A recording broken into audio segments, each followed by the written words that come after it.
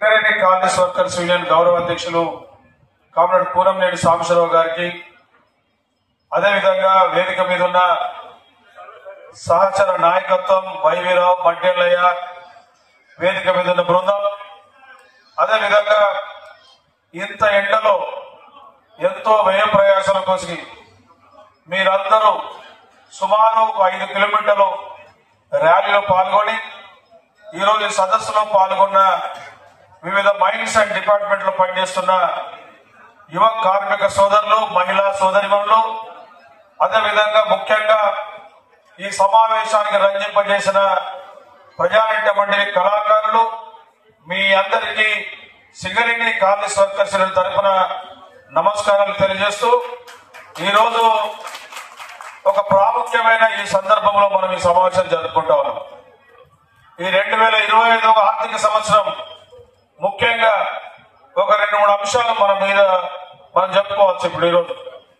ఎందుకంటే ఒకటి, ఇంకొక 10 రోజులైతే భారతదేశమే కాదు ప్రపంచ వ్యాప్తంగా కార్మిక వర్గం చేసుకునే ఒకే ఒక పండుగ మేడే పండుగ రాబోతా ఉంది. అది ఈరోజు 20వ తారీఖు అయితే ఈ ఒక్కరోజు తీసేస్తే ఇంకో 10 రోజులు మాత్రమే ఆ యొక్క కార్యక్రమాలు ఉంటాయి.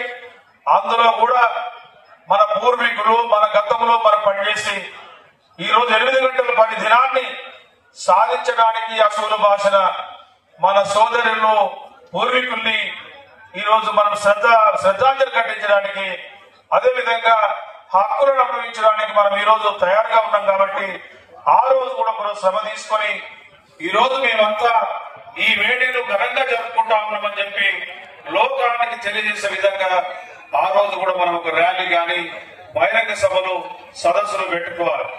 ఎందుకు చెప్తా ఉన్నామంటే ఈ రోజు మన పరిస్థితి ఉందంటే మేడే రోజు పిహెచ్డి, 2 మాస్టర్లు హాలిడే, ఇక దానికి ఇంకో రోజు కలుపుకొని మనం ఈ రోజు ఊర్లో పోయే పరిస్థితి తప్ప ఈ మేడే ప్రశంస లేని అసలు దీని ఉద్దేశం మీద తెలుసుకునే పరిస్థితి లేదు. ఎన్నో పండుగలు చాలా భక్తి శ్రద్ధలతో మనం జరుపుకుంటాం. కానీ కార్మిక వర్గం నిజంగా భక్తి శ్రద్ధలోని జరుపుకునే పండుగ ఏమైనా ఉందంటే అది మేడే మాత్రం. అందుకే ఇక 10 రోజుల్లో మేడేని జరుపుకోవాలి. అదేవిధంగా ఈరోజు భారతదేశ వ్యాప్తంగా కేంద్ర ప్రభుత్వం కార్మిక కర్షక ప్రజా వ్యతిరేక విధానాలను అవలంబిస్తూ ఈ రోజు ఈ కార్మిక వర్గం మీద ఉక్కుపాదం మోపడానికి ఈ చట్టాలన్నింటినీ తీసేసి ఒక 4 కోట్లను ప్రవేశపెట్టి ఈ రోజు మనకి ఏమి హక్కులు లేకుండా చేయడానికి ప్రయత్నిస్తున్న కేంద్ర ప్రభుత్వానికి వ్యతిరేకంగా అన్ని పార్టీ, అన్ని రాజకీయ, అన్ని ట్రేడ్ యూనియన్లు, బహుశా పిఎంఎస్ మినహాయిస్తే అన్ని జాతీయ కార్మిక సంఘాలు, అదేవిధంగా మిగతా క్రాఫ్ట్ సంఘాలు కూడా రేపు మే 20వ తారీఖున ఒక బ్రహ్మాండమైన సమ్మెలో పాల్గొనబోతా ఉన్నది. ఆ ఒక్కరోజు సమ్మెలో కూడా మనమంతా భాగస్వాములై సింగరేణి యావత్తును ప్రతిష్ఠింపజేసి బంద్లో పాల్గొనాల్సిందిగా ఈ సందర్భంగా మీకు నేను సూచన, అదేవిధంగా మిమ్మల్ని కోరుతా ఉన్నాం. ఎందుకంటే ఈరోజు ఎందుకు చేయాల్సి వస్తా ఉన్నది మన గుర్తింపు సంఘమే కదా. ఇక్కడ గుర్తింపు సంఘం యాజమాన్యం ఈ బంధు ప్రీతి లేదు.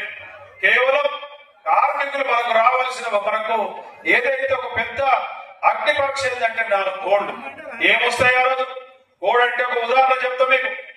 ఈ రోజు మీకు ఏదన్నా చార్జ్ షీట్, సస్పెండ్, డిస్మిస్ వస్తే అవసరమైతే చట్ట పరిధిలో కోర్టు ద్వారా మనం సాధించుకునే అవకాశం ఉంది.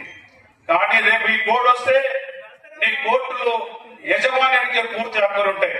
అంటే నువ్వు కోర్టుకు పోయినా 3 సంప్రదింపులు చేసుకోనండి, మీ సంప్రదింపు అయిన తర్వాత చూద్దామనే పద్ధతి ఉంటది. అంటే ఎలాంటి హక్కు ఉండని వాటన్నింటి కోసం రేపు మే 20వ తారీఖున మనమందరం భుజం కలిపి కార్మిక వర్గాన్ని చైతన్యం చేసి, నాకు 2 మాస్టర్లు వస్తాయి, నాకు అర్జెంట్ పని ఉంది, ఇది నేను ఎసెన్షియల్ స్టాఫ్ అంటే రాబోయే రోజుల్లో ఇప్పటికే మైనింగ్ స్టాఫ్ కి అనేక ఇబ్బందులు వస్తాయి, ట్రేడ్ టెక్నీషియన్స్ కి అనేక ఇబ్బందులు వస్తాయి. కేవలం ఏదైతే పిహెచ్డిలో ఏదైతే చేస్తామో అంతమట్టుకు పరిమితం చేసి అందరూ ఆ యొక్క సమ్మెలో పాల్గొనాల్సిందిగా మరొకసారి మీకు విజ్ఞప్తి చేస్తాము. అదే కాదు, ఈరోజు ఇప్పటి వరకు మన ముఖ్య అతిథులు చెప్పినట్టుగా ఈ ఆర్థిక సంవత్సరం అక్టోబర్ 31న ఈ రోజు భారత కమ్యూనిస్ట్ పార్టీ ఈ భారతదేశంలో పుట్టి 100 సంవత్సరాలు పూర్తయి 101 సంవత్సరంలో పడుతుంది. ఇప్పటికే ఈ రోజు మనం అన్ని ఏరియాలో సదస్సులు ర్యాలీలు పండుగలు చేసుకుంటా ఉన్నాం. బహుశా నాకు తెలిసి ఈ భారతదేశంలో కాంగ్రెస్ పార్టీ తర్వాత అతి సుదీర్ఘమైన చరిత్ర కలిగిన పార్టీ ఉన్నదంటే సిపిఐ పార్టీ మాత్రమే ఉన్నది. అందుకే 100 సంవత్సరాల పండుగను కూడా మనం చేసుకోవాలి. ఎందుకైనా చేసుకోవాలి. మీరు అంటారు ఈరోజు ఏముందండి ఈ పార్టీలో అంటారు. నేను అంటా ఈరోజు ఏమి లేకపోయినా మీకు తెలియని వాళ్ళు లేకపోవచ్చు. కానీ ఈరోజు ఎప్పుడో పుట్టిన తెలుగుదేశం ఈ తెలంగాణలో